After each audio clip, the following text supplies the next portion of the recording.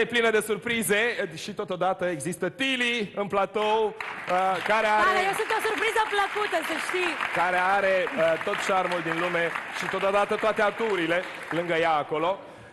2000 de lei valorează următoarea întrebare și trebuie să ghiciți, atenție, care dintre cei 10 oameni, telespectatori fideli pe care Tili are în grijă, a făcut cel puțin o dată pipi în piscină. Ion. Tot, Ion?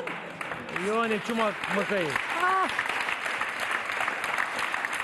Nu, eu cred că Claudia, așa cum stă ea ca o doamnă, uite, așa s-a dus în piscină și a dat drumul așa un pic pipi în piscină. Nu, Claudia, cred cu siguranță. Sau îmi da Liviu, că râde, ar avea părul lung așa și ce să mai ies, îmi dau drumul în piscină, așa fac un pic și așa nu am băut. Dar ești sigur că au recunoscut toți? Doar fac un jet așa.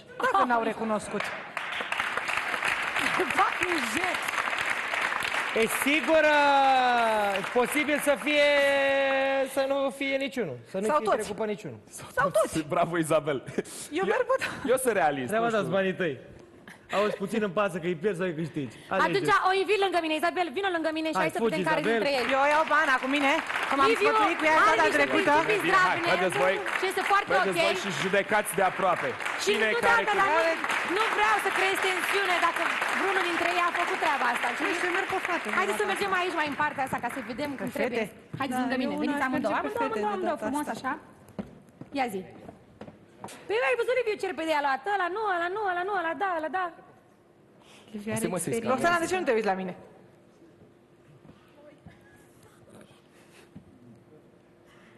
Deci ăsta e un moment mai tensionat decât faza aia din tăcerea mieilor. Deci Roxana și Sabina evită contactul nostru cu ochii. Ok, fii atent. Tehnici de detectiv. Așa e bine. Așa Acum e și bine. Florentina. Deci toate au început să întoarcă capul. Ele sunt trăinuite, să știi, adică... Da. Înțelegi? Li s-a spus dinainte. Când se uită Izabel la voi, Toată lumea cap în pământ. închideți ochii, puneți-vă pătura în cap. Problema e că nu le-am dat pături. Dă-mi o găleată de apă, arunc pe ele și vedem care face. Și am rezolvat problema și am luat banii și găli. Regia, vă rog, Hai. 10 găleți de apă pentru Izabel. Nu vrea să facă duș, vrea doar să ne ude concurenți, jurații. Trebuie să ne decidem la o persoană pentru că Da. e o sumă mare acum în joc și... Ia. Și eu merg pe Cristina. Cristina, da, de ce? Nu știu, așa mi se pare Fața mie. ei arată că ea face pipi în piscină. Așa Cum mi se... vede o piscină-s drag, mamă, ce bine. O, Doamne, eu zic să vă gândiți Izabel? altfel. Acum rămâne la alegerea ta. Foarte Nu rău. ține Ai de- văzut cum a plecat țac-țac, dar rămâne la legea. spălat pe Lângă ea, mână. lângă ea. Să susțin. Ia zi, Liviu. Ce? Nu mai spune nimic eu. Nu e după față, e după vezică, dragii mei. Cât să vă explic? Haideți, Nu, timpul nu, știi ce trece. așteaptă să vadă care o De să câte duce ore primul sunt la aici? bani. Hai, Izabel, Mergem pe Cristina? Izabel, Nu știu, eu una 5, asta spun. 4, 3, 2, 1, timpul a expirat. Cine este? Cristina. Mergem pe Cristina. Oscilam între Roxana și Cristina. Ok, mergeți la locul vostru. Hai, Zi fuga, fuga, fuga, Bogdan. fuga, fuga. Mergeți lângă Cristina, favoritul săraca. vostru, Liviu. Și poate n-are Și- nicio vină sau poate are. Ia Nu stai poți să știi favoritul. niciodată. Fetele au făcut pipi în piscină. Aolea, nu vreau să le Mă, nervez Liviu, mai tare. crede-mă, fetele așa fac că- pipi. Doamne, maica Domnului. Pe cuvântul meu, Și aflu la 31 de ani. crede-mă. Se întâmplă lucrul ăsta, dar ar beau apă și fac, Haideți mai ales să că sunt aflăm. gravide. Fac și des și... Escule, hai să vedem cine e, hai să vedem cine e. dacă- Tili, Da? Tili, dragă, E o sumă importantă. Tili, dragă, spune-ne, cine? Cine a făcut Nu e ea, pipi în cine e? piscină, este rugat Liviu. să se ridice în picioare. Cine? Băi, Ioane, Iar Ion, stai, nu e Liviu, fii atent că e Roland. cine? Băi, frate, Să se ridice în picioare, până noi... El, ia uite-l că se strâmbă. cine? Liviu e. Liviu! Nu Liviu al nostru, Liviu Plătos! Eu v-am zis că e Liviu. E un bărbat. Bună. Nu pune mâna pe microfon, stai așa. Că ai făcut pipi în piscină de aia. Câți ani ai? 28. Și tu până la vârsta asta nu știi că nu e în regulă să faci pipi în piscină? De exemplu, eu m-aș enerva. Dacă aș mai veni și copilul, te-aș bate, sincer. Încă de când eram copil. Asta Bă, faci, Liviu pipi l-ai în bate, piscină. dar pe colegul tău de ce nu-l părui un pic? Că și el a făcut pipi în piscină la ștran. Lasă-l că la el e o strategie. Să nu crezi ce Ah, e înțelegi? strategie. Crede-mă, am crede-mă. love El este you, în Tili. finuț în banca lui, nu face chestii de I astea, spun love eu you, de la Tili, mine. dar nu mai da secrete din casă. Da, dar se zic eu, pare după în față regulă să- piscina? Nu tocmai. Dar atunci de ce faci? Era vară, Lasă-l la era baie, că după căldură, față-l trece și acum poate face pe el. berea, Lasă-l eram stângă cu la gașca de băieți, băusem câteva beri, eram la agățat, ne bălăceam noi acolo și pusesem ochiul pe o tipă pe o saltea gonflabilă. Și ai zis că trebuie să mă ușurez un pic înainte sau cum? Erau mai mulți băieți în jurul ei, răiau și Am mi-ar înțeles. fi suflat-o cineva, așa că singura soluție Au era... observat Băi, era cineva? presat, tu înțelegi? Nu, Nu? sper. Am înțeles. Nu mai aveai timp să te duci la WC-ul? Era prea tentant să rămân acolo, Aici. mi-ar fi suflat-o cineva, L-am găsit. sigur. E- Erau Am prea înțeles. mulți. Mulțumim Rechin. frumos. Trebuie să te trag de ureche pentru că nu este frumos ce faci și nu așa se face. Liviu, e în regulă? Băi, frate, Sper să înveți pe pagina asta și să nu mai faci. el a recunoscut, a avut curajul să spună lucrul ăsta. Eu îi zic bravo lui care a recunoscut, ai dreptate, Tili, nu e frumos să faci lucrul ăsta, dar până la urmă asta e, se întâmplă, da? Concurenții noștri au 4.600 de lei! Vă informez că runda principală, canieți, s-a terminat runda principală, aveți 4.600 de lei, banii pe care nu mai puteți pierde sub nicio formă din acest moment, da? Orice s-ar întâmpla, banii ăștia rămân în cont. Intrăm însă în runda bonus, unde întrebările sunt mai grele, cu mai multe variante de răspuns, banii sunt evident mai mulți, dar dacă răspundeți greșit, pierdeți banii din runda bonus și plecăm acasă. Deci, ați înțeles cum stă treaba cu runda bonus? Da. Da? Isabel? Da. Bun. Haideți să intrăm în runda bonus. Prima întrebare valorează 3.000 de lei. 3.000 de lei! Suntem în runda bonus și avem mai multe variante de răspuns. Repet, pe care loc de parcare nu este normal să parchezi? Varianta A, pe locul de parcare al unei persoane cu handicap, sau varianta B, pe locul de parcare al vecinului, vecinul acela, ipotetic, Vecinul la care scrie el singur că e locul lui. da, care se uită în ochii Moștenit de la tăi. bunica sa. Se uită în ochii tăi și zice, vecinii nu au suflet, au doar locuri de parcare. Ea Nu care fura țin- sufletul. Ea care ți înțeapă roțile. Da, Da. care vin la tine, se apropie E de tine. trecută, uite cum... schimbătorul, Da. da. Și cu câtă ură, zice ăla care ți înțeapă roțile. Da. Cineva n-are loc de parcare, Isabel, iată, am detectat în momentul ăsta. Deci, Da, deci e... care dintre variante este cea corectă? Să vă gândiți bine. A unei persoane cu handicap. Da. Deci nu este normal Nu să este parchezi normal. pe locul de Am persoane. văzut eu de aia Vecinul foarte de tare, chef, era te dacă bați. parchezi și îmi lei locul, dacă îmi iei iei locul și de parcare, să-mi iei și handicap. Da. Ah, bun, așa. Drastic, dar adevărat. Cine parchează, E bun de abțibil pus pe bara din spate a mașinii, bumper sticker. Bun, hai să vedem care este răspunsul corect. Voi ați blocat varianta A și aflăm acum că răspunsul corect este... A. Nu este normal să parchezi pe locul de parcare al unei persoane cu handicap. 7.600 de lei! 7.600! Isabel, 7.600! Dragii mei! Vezi ce au purtat oamenii ăștia doi? Eu cred că merită o îmbrățișare, o mulțumesc nu, ceva. doar la atât. Îl cunosc pe soțul tău, așa că... E dificil momentul ăsta, Tili. Și hai să facem și mai dificil. Isabel, Să Liviu, Ana știi că nu Maria. e dificil. Liviu, mie, de exemplu, mi-a sărutat mâna, așa că... Da. Tensiunea crește. Dacă mergem mai departe, la următoarea întrebare, care valorează 5.000 de lei, Dai și putem tu să adăugăm în 25%. fond această sumă. Dai 25%? Da? Ce înseamnă? Dai sau nu dai? Mergem mai 20? departe. 25%. 20. 20? Nemulțumitului, stai să vezi ce se întâmplă. Deci, mergem mai departe? Mergem. Da. Mergem mai departe! Ce bine! Yes! Avem o echipă hotărâtă pentru 5.000 de lei. În ce loc nu este normal să faci sex? În avion nu e normal, în pădure nu e normal, sau pe bancheta unui taxi nu e normal să faci sex. O luăm prin eliminare. Da. Unde e cel mai mic loc? Acolo nu-i normal. În Unde? pădure ai loc berechet și în taxi merge. Cu taximetristul în taxi? Da, fă, n-ai specificat că e cu taximetrist. Fără taximetrist. Dar poate să fie chiar cu taximetristul. Păi dacă Variante sunt multe. Dacă e pe Dacă soțul bancheta e unui taxi, e normal că e taximetristul înăuntru. Păi nu, poate Dar să de fie ce? chiar cu taximetristul, Ana Maria. Păi asta Un zic. taximetrist sexy. Mamă, sunteți groaznice și mai spui Deci, că în avion bărbații n-ai sunt... loc. Bărbații niște bărbații niște nenorociți. Nici n-am apucat să zic, bă, și am început, acolo nu-i bine, acolo nu-i bine, mai treacă la când Așa am loc. și trebuie. În pădure... Mie îmi plac fetele hotărâte. Deci în avion n-ai loc. E normal să E faci merg avion. oriunde sexul. Bine, dar trebuie să eliminăm una acum. Deci, eliminați o variantă. Nu Ia, eliminați- stai, vă rog eu stai un pic. frumos! Stai așa, că și eu sunt curioasă. Tăceți un pic! Ce-i zis, bre, mama e? Mâncă ești gură! Iată-te, mă! Nu chiar oriunde? Unde nu e? Unde nu e ok? În public. Ce băia, Liviule? În public, bă! Bun. Bă, dar e normal să faci în avion? Nu, Nu. Nu e normal. nu. Deci, La o unde? vârstă nu mai poți să te concentrezi în avion, păi zici, da, da. Dar ce? mai mergi. În avion, Doamne ajută! în pădure, Deci eu zic, că varianta cea mai puțin probabilă, da? Tu zici. Luați așa. probabil, Cel mai Cea puțin mai probabil. puțin Ia o probabilă, invers. da? Asta trebuie Deci să fie... pădurea o excludem. Hai, răspunsul Că te duci să te plimbi, cu pulești bancheta unui ciupercuțe. taxi. Și eu sunt de acord cu tine. Ia. Tu zici în avion? Și mie nu-mi place de voi cum gândiți. Dar chiar gândește-ți, ia mai lasă-mă pe Dar banii stai ei, tu nu un vezi că pic. e vara, vara. Noi doar ne-am dat cu părerea. Nu mai zic cu părere. mai Ce părere ai tu? Nu știm.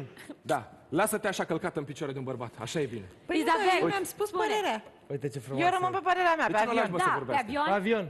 Auzi, Ana Maria, spune, zi ce merge pe gândești tu avion. de la emisiunea asta. Ai Am spus ce gândesc. Nu mai spune, ai spus odată, Spune. o babă Spune, deșteaptă nu repetă ascultă pentru un de preot. Liviu, ia, nu te băga acolo, nu-ți firme oala, te rog frumos. Isabel, spune, scumpa mea. Uite, vezi, eu am lăsat-o prea mult să Te vorbesc. conving pe avion? Nu, draga mea, eu Nu am mă- zis nu te odată, ai zis conving? pe avion, Izabel a decis pe avion, în avion. Deci în avion? Blocăm răspunsul? Blocăm răspunsul în avion și vom elimina una dintre celelalte două, sau din, da, ia să vedem, dintre celelalte două variante, eliminăm în pădure. Liviu, dacă Deci în taxi- pădure nu este o raritate, s-a văzut și pe la televizor la știri. Și acum, între cele două variante, răspunsul corect pentru 5.000 de lei în runda bonus este... În avion! Răspuns corect! E bine! În acest moment, concurenții noștri au strâns suma de 12.600 Da, de vreau și eu lei! comision! Bă, toată lumea se închide la Incredibil. comisionul Da, fete, normal, păi, dar scuze-mă, lăsați-mă, Da, fac am stat între ei, i-am ajutat, i-am împăcat, i-am... Nu-ți dă nimic, Izabel. Nu-mi dă nimic, da, oricum știam. Izabela, eu După sunt de acord, față nu da nu nimic. primești nici măcar un cent. Publicul, eu vreau acum măcar să un vedem, leu să nu le să dai. meargă mai departe Isabel sau să se plece acasă? Să meargă mai departe sau să plece acasă? Ce Următoarea ziceți? întrebare. Cât de tare te grăbești? Mai are Următoarea o singură întrebare valorează întrebare. 10.000 de lei, 100 de milioane. 10.000 de lei. Dar, dacă răspunzi greșit, pierzi și banii de la prima întrebare și banii de la a doua întrebare. Deci pierzi 8.000 de lei. Și pleci acasă cu 46. Da. Ascultă-mă, ori la bal, ori la spital, părerea mea. Ori căcă, Hai, mă duc cu 41. ori căcă. Adevărat. Ori pleci cu 4, ori că pleci cu 41? 41 sau cu 80, e același lucru. Nu? Ori pleci cu Dar de 2000, data asta mă ajut și pe mine? Dar să nu... dacă e Mergem și simpatică noi și așa? drăguță. Măcar la ultima, Și acum. dacă văd eu că nu ești Final. avară așa și vrei... Unde mai văzut? Da. Dacă nu, nu. Da, Am atenție. dreptate, Ana Ați Maria? gândit voi bine, dar acum ai 120 de milioane. 12.600. Banii tăi, sunt ai tăi. Sunt banii pe care tu îi ai acum. Nu 40. Ce zice? Ce zice? Ia, Dă-i stai, microfon, dă-i microfon. Ia, stai, că finanțele familiei, nu știm noi, ia. Deci banii nu interesează niciodată. Între noi e o vârstă de 11 ani și chiar n-a interesat-o banii, pentru Deci? că n-am fost un băiat bogat sau ceva. Ascultă-mă un pic. Nici pe a mea n-a interesat-o în primii 2 ani. Liviu, De 11 ani. După 2 ani de căsnicie, Diferența dintre noi. de căsnicie, când devine cumva ea bărbatul, și tu, că așa se întâmplă, după 2 ani de nu, căsnicie hai se să schimbă. spun și eu spun public, cu toate că am o soacră care tot timpul e foarte Toți am avut. tare în gură. Toate Îi sunt. spun. Deci eu sunt cocoșul acasă. Și îi mulțumesc De supat. prin intermediul vostru. Nu lui soacră mea, nu lui soacră mea. Nu nevastă mea. Mi-a Hai, făcut un cocoșule. băiat frumos altceva. Hai, N-am cocoșule. ce să spun. Așa e, Hai, spune că eu. nu Hai, interesează cocoșule. banii. Bine, Și spun hai eu, că e pe dacă bani. a sărit gravidă cu băiețelul în 2 luni jumate de la 4.500 de metri pentru ea 100 de milioane chiar nu înseamnă nimic. Ok, eu propun să-l invităm și pe noi, Asta a pe fost o soțul ei, pe tâmpenie. Nicolae. Am înțeles. Lângă Da. Isabel să-i poarte noroc, Ia că să văd vedem că ce se fac o întâmplă. echipă minunată. Și haideți să vedem la ultima întrebare. Ce facem? Ia. Stai tu aici frumos, că trebuie să se vadă tot Merge, ce ai. vină mai așa, că Așa. Hai mă, că nu-ți face nimic, e băiat simpatic, crede-mă. Dacă o fi să fii săr după mine, nu mă lași așa, așa. Ok, fiți atenți. Deci, Dacă e să sară pe mine, nu mă Mergem lași mai pe ea departe? acasă. Mergem mai departe. Isabel, tu Da. ești cea în cauză. Mergem mai departe. Liviu, Ana Da, Maria... eu nu știu merg cum. oricum. Bun, mergem mai departe! Ultima întrebare! Baftă Ultima multă! întrebare valorează 10.000 de lei din categoria momente jenante și sună așa. Ce nu este normal să faci? Să citești un jurnal secret, să folosești un prezervativ folosit, cum e asta, să mesteci o gumă deja mestecată. Sau să mănânci bomboane expirate. Eu am făcut-o pe asta. Băi, dacă O iau prin ghiciți, eliminare. Eu iau prin eliminare. dacă ghicesc întrebarea asta, donați 10%. Nu, că eu iau ultima prin întrebare. eliminare. Cam ce varianta mea? Atât. Nu mie. Atât, dar Donați nu unui mai amărât. multe variante de... Doar una, am înțeles. 10% donați unui amărât? Dacă ești pe aceeași undă cu mine. Că eu Vezi, deja mă, am nu luat-o vreau, prin vezi, mă, eliminare. vezi, bă, ce ți-ai Îți dau pe cuvânt că Aspira da. la dracul ăla dacă zice ceva. Nu mai zi nimic. Ține microfonul. Nu mai zi nimic. Nu mai, gata, nu te supăra, nu te supăra. Nu mai zi Uite, nimic. fii atent ce facem. Îl dau Ok. pe Ion la o parte și te invit pe tine. Nu. Isabel, Cu mine aici. Da. Isabel, focus. Da? Concentrare maximă. Nicolae, te mai uitat după Liviu. Lasă-mă că îl prins și după aia. Stai ușor. Ce-l scanează? Unde e? Nu ar fi să piardă se din prindă ochi. pentru că Liviu, să știi că a avut un raționament foarte frumos în această emisiune, Ia da? spune. Păi tocmai ce ți-am spus. A gândit cum trebuie, a dat variantele corecte, deci... Nu, Deci. deci chiar a fost ok, Liviu. Măi, terminați. Vreau Lasă-i să vă pe ei gândiți acum. la bani. Nu Deci, interesează banii. atenție. Răspundem la întrebare. Ce nu este normal să faci? Să citești un jurnal secret, să folosești un prezervativ folosit. Numai o singură variantă este corectă. Să mesteci o gumă deja mestecată sau să mănânci bomboane expirate. Ce nu este M-am răzgândit. normal? Mergi cu mine? Pe Nu cu aceeași tine, nu variantă? merg cu tine, merg cu bărbatul tău, pentru Ia. că e super Hai. domn. Eu zic, să folosești un prezervativ folosit. Normal. E normal. Da. Hai, stărnăm o dată, că nu mai dați emoții, dați Deci, că nu mai pot. ce?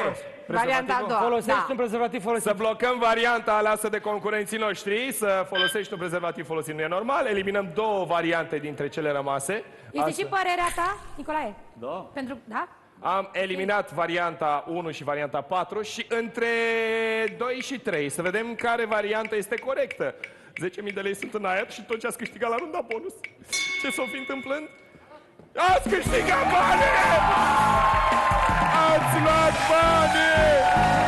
Ați luat bani! Bravo! E bine! 22 de Bravo! E ce trebuie! Mersi, Ana. Avem unități cu probleme, stai liniștit. Bine! Mi-au luat banii! Ce mai face de emisiunea viitoare? Bine, Stres, continuăm, da? cred, Ok, da. mai avem? Felicitări, haideți să Mulțumim, dăm mulțumim. felicitări! Haideți aici, haideți.